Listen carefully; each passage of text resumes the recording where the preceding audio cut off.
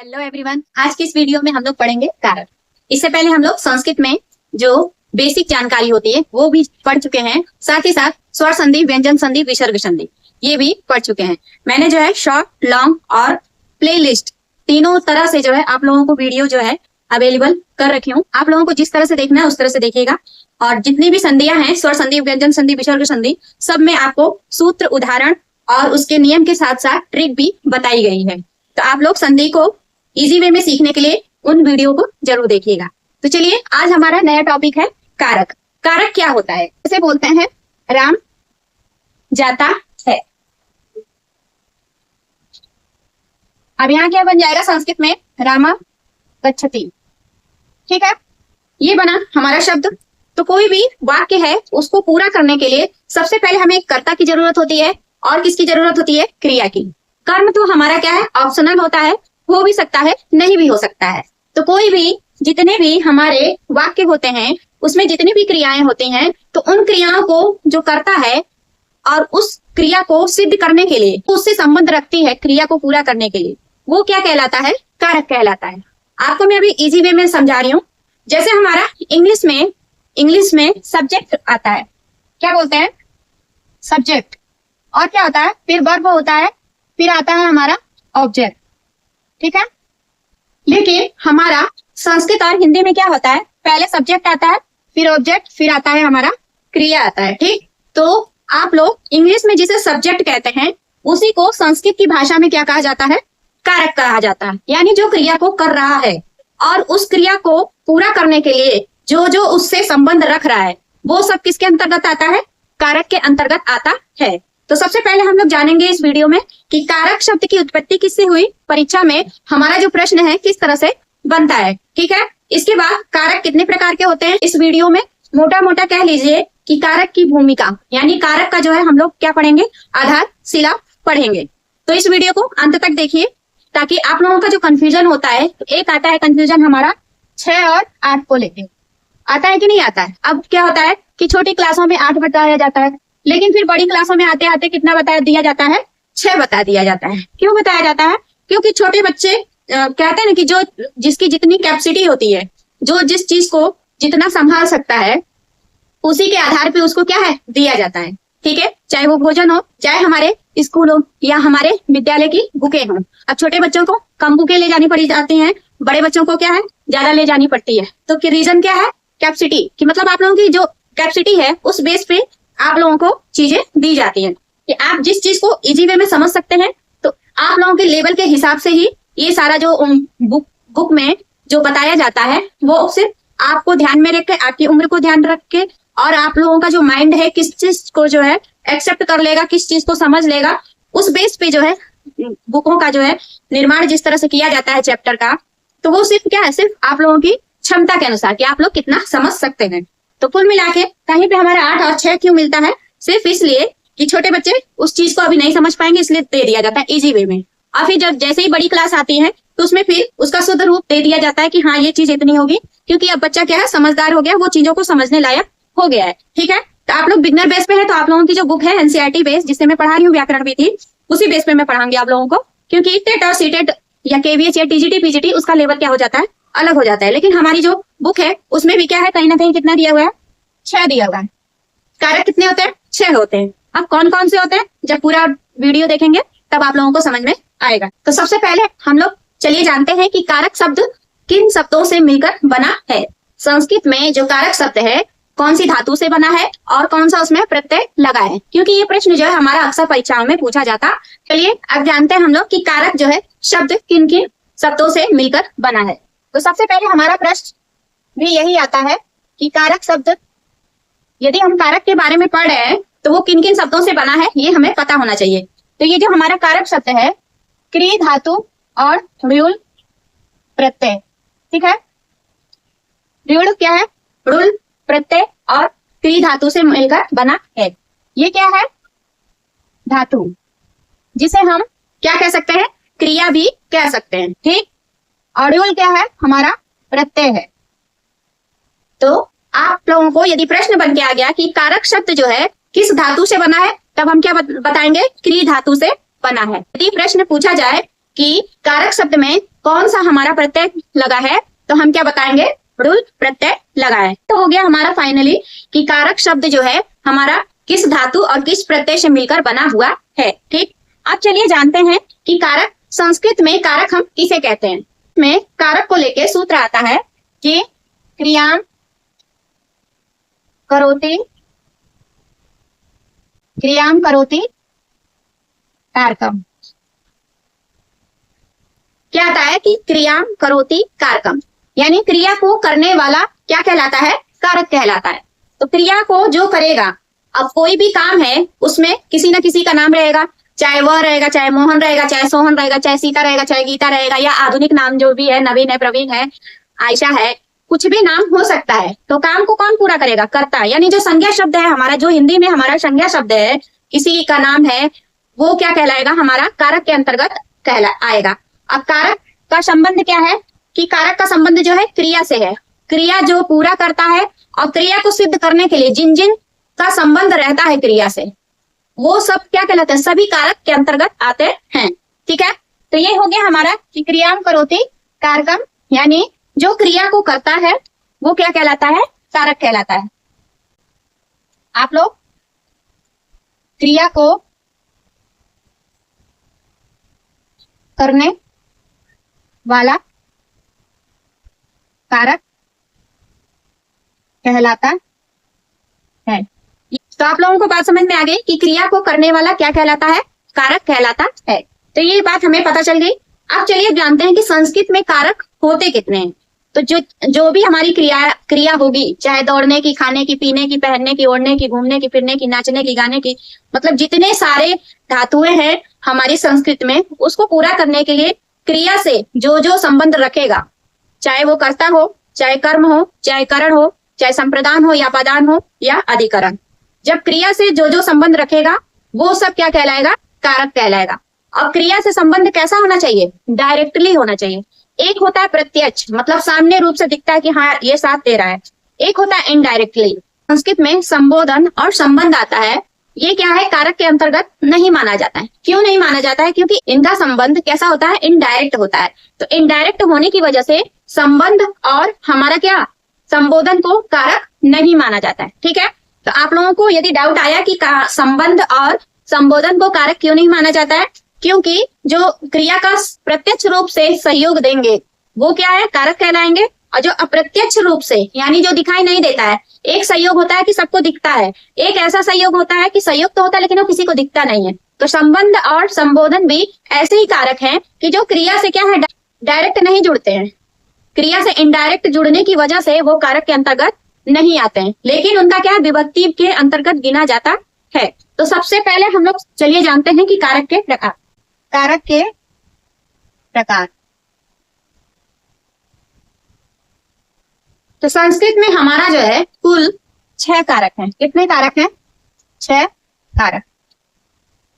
कौन कौन से हैं, ठीक है, चलिए इसको जानते हैं। एक होता है हमारा कर्ता, एक होता है कर्म, एक होता है करण, और एक होता है संप्रदान, एक होता है अपादान, एक होता है हमारा अधिकरण।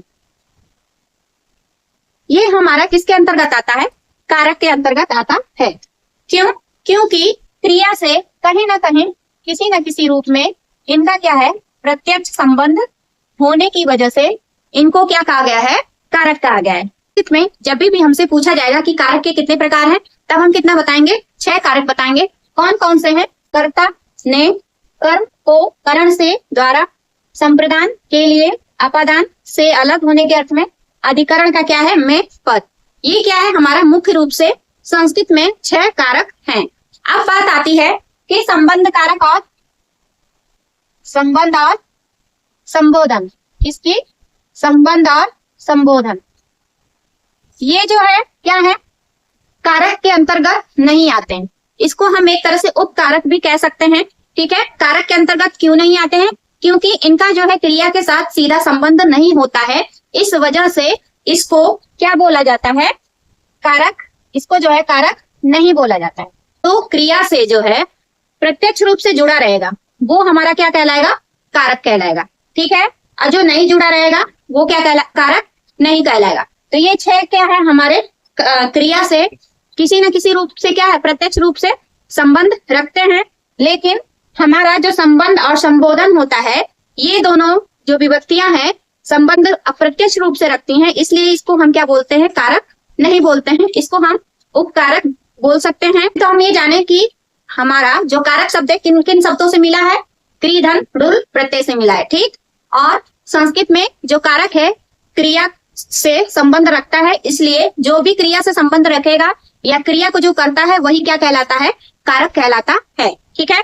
अब बात आती है कि कारक के प्रकार। संस्कृत में कारक कितने हैं, 6 प्रकार है। कर्ता ने कर्म को करण से, संप्रदान के लिए अपादान से, और क्या आता है हमारा संबंध जो है नहीं रहता है वो हट जाता है। फिर आता है हमारा अधिकरण, उसमें भी क्या है, अधिकरण हमारा छठा कारक माना जाता है, क्योंकि इन 6 का कहीं ना कहीं क्रिया से सीधा संबंध किसी न किसी रूप में देखने को मिलता है। इसका जो चिन्ह है वो पूछा जाता है अक्सर।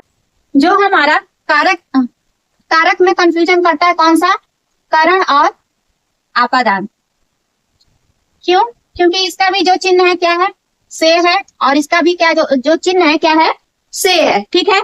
बस लेकिन हमें क्या ध्यान देना, दोनों के अंतर को हम कैसे पहचानेंगे कि जब ये अपादान वाला से आएगा तो इसमें क्या होगी, चीजें पृथक होंगी, यानी कोई भी चीज है वो अलग हो रही होगी। जैसे वृक्ष से पत्ते गिरते हैं, तो वृक्ष से, यहाँ पे देखिए वृक्ष से पत्ते गिरते हैं।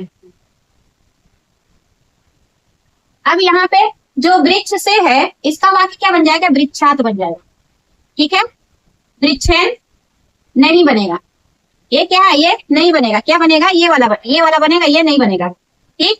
क्यों, क्योंकि वो अलग हो रहा है इसलिए। फिर पत्ते गिरते हैं, पत्राणी पतंती, तो ये हमारा यहाँ पे पत्ते क्या है, वृक्ष से पत्ते अलग हो रहे हैं, इसलिए यहाँ पे हमारा पंचमी विभक्ति लग गया। अब आता है कि करण से, इसको हम कैसे पहचानेंगे, इसमें क्या होगा, जुड़ा रहेगा, कोई भी चीज है हमारी क्या होगी, जुड़ी रहेगी, ठीक है। और जब जुड़ी रहेगी तब हमारा वो किसमें चला जाएगा। अब इसका उदाहरण देख लीजिए, जैसे हमारा उदाहरण आता है कि वाण से, ठीक है, वाण से, यहाँ पे इसका क्या हो जाएगा, बाणेन हो जाएगा, ठीक है, वाण से, ठीक, ये बन गया हमारा। तो यहाँ पे क्या है, करण में चीज जो है जुड़ी रहेगी या संयोग होगा तब तो उसमें क्या है, तृतीया लगाएंगे। अब जब कोई भी चीज है किसी चीज से अलग हो रही होगी तब वहां पे हमारा कौन सा से काम करेगा, ये वाला से, पंचमी विभक्ति वाला से काम करेगा, ठीक है। ये डाउट आता है इसलिए मैं इस डाउट को क्लियर कर दे रही हूँ, ठीक। आप लोगों की जो बुक है उसमें ये जो वाक्य है क्या है, एग्जाम्पल तौर पे दिया गया है, और इस एग्जाम्पल में ये खासियत है कि इसमें हमारे सभी कारक आ जाते हैं। अब इसको देखिए, हे बालक, हिंदी में जब हम इसको एक्सप्लेन करते हैं तो क्या निकल के आता है कि हे बालक। अब यहाँ जब ऐसे चिन्ह लगता है तो ये किसका चिन्ह होता है, संबोधन का होता है।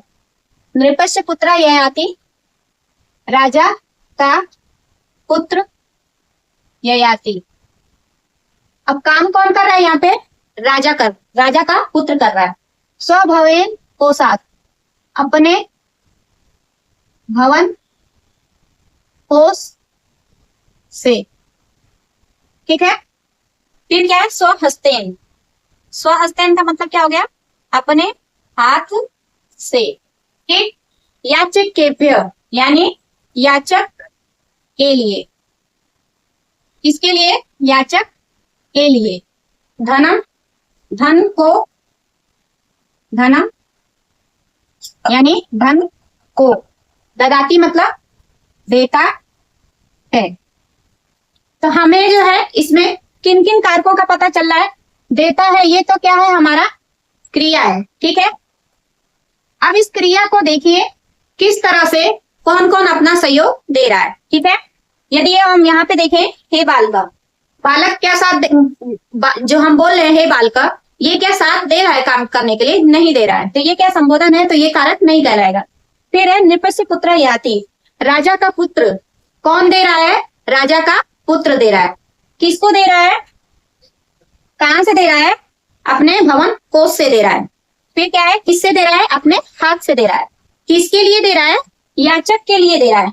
क्या दे रहा है, धन को दे रहा है। ठीक है, तो कहीं ना कहीं इस ददाती क्रिया को पूरा करने के लिए अब अपने भवन के कोष से ये भी शब्द जुड़ा, फिर अपने हाथ से ये भी जुड़ा शब्द क्रिया को पूरा करने के लिए, याचक के लिए ये भी शब्द जुड़ा, और धन को।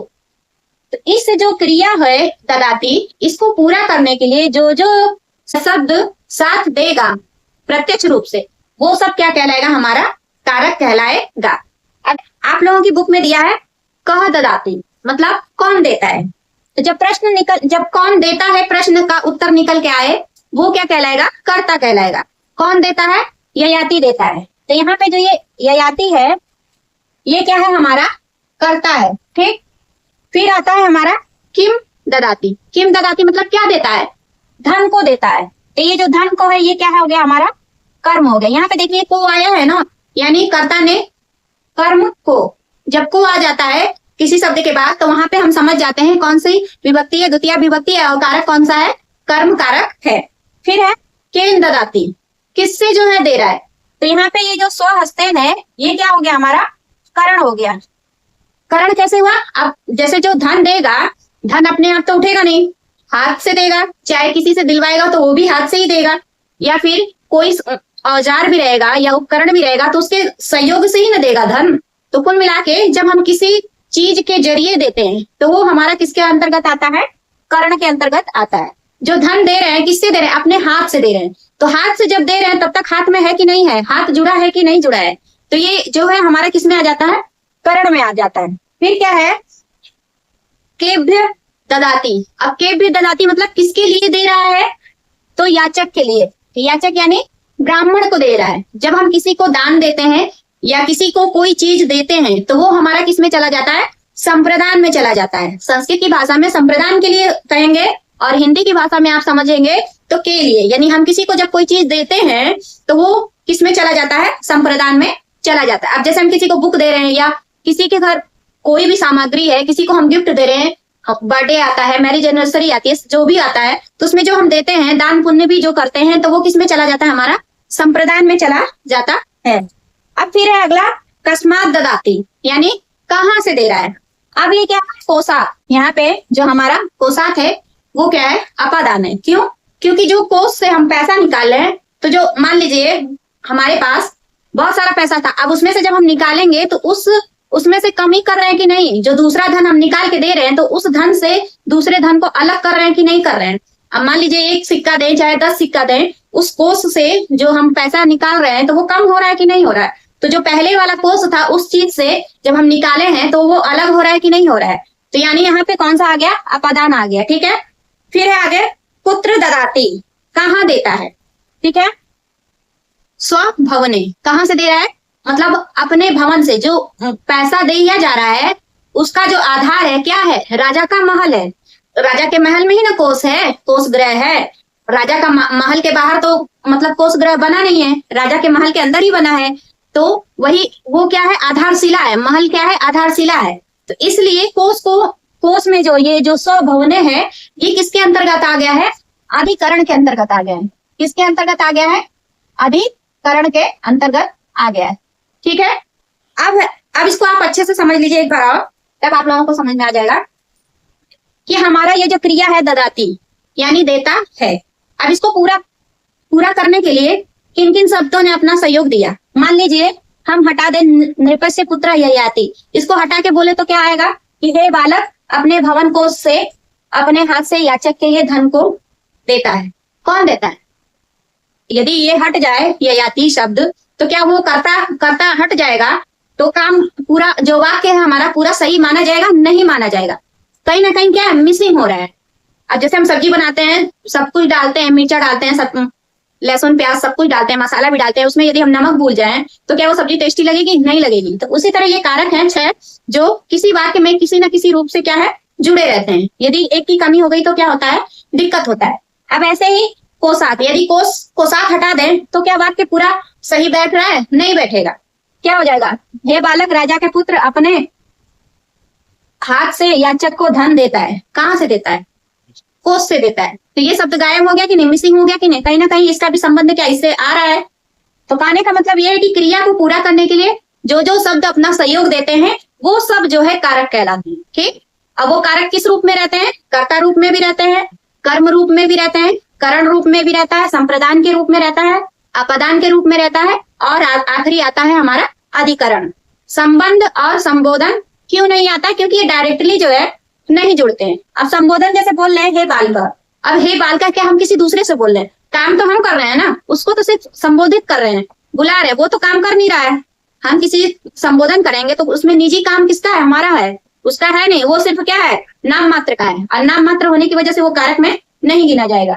इसी तरह हमारा संबंध, अब जैसे का की के, ठीक है, नृपस्य पुत्र, अब ये जो नृपस्य पुत्र है षष्ठी विभक्ति लगा है, राजा का पुत्र।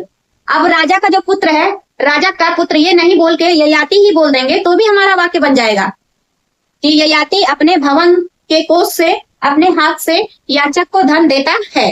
तो यहाँ पे नृपस्य पुत्र काम किया है? नहीं किया है, इसलिए इसको कारक नहीं माना गया। तो आई होप आप लोगों को जो है कारक का जो इम्पोर्टेंट जितने भी कारक हैं किस तरह से काम करते हैं, किस तरह से अपना संबंध रखते हैं, ये सब समझ में आ गया होगा। तो कारक जो है हमारा संस्कृत में जब भी पूछा जाएगा तो कितने हैं? 6 हैं। कौन कौन से हैं? कर्ता ने कर्म को करण से, संप्रदान के लिए अपदान से, और फिर क्या आता है हमारा अधिकरण से। संबंध और संबोधन जो है हमारा कारक नहीं कहलाता है। क्यों? क्योंकि इसका जो संबंध है हमारा क्रिया से सीधे तौर पर नहीं होता है, मतलब ये नहीं रहेगा तो भी हमारा जो वाक्य है बन जाएगा। लेकिन यदि वाक्य में संबंध और संबोधन के अलावा और कुछ मिसिंग होगा तो वाक्य जो है कहीं ना कहीं अटपटा सा लगेगा। तो अटपटा सा ना लगे इसलिए सभी कारक क्या है अपना अपना सहयोग देके उस वाक्य को शुद्ध रूप देते हैं। तो आप लोगों को कारक का जो भी डाउट होगा सब क्लियर हो गया होगा। अब हम लोग मिलते हैं अगली वीडियो में। तब तक आप लोग जो है, आप लोगों को अगली जो वीडियो है किस टॉपिक पे चाहिए कमेंट करके जरूर लिखिए।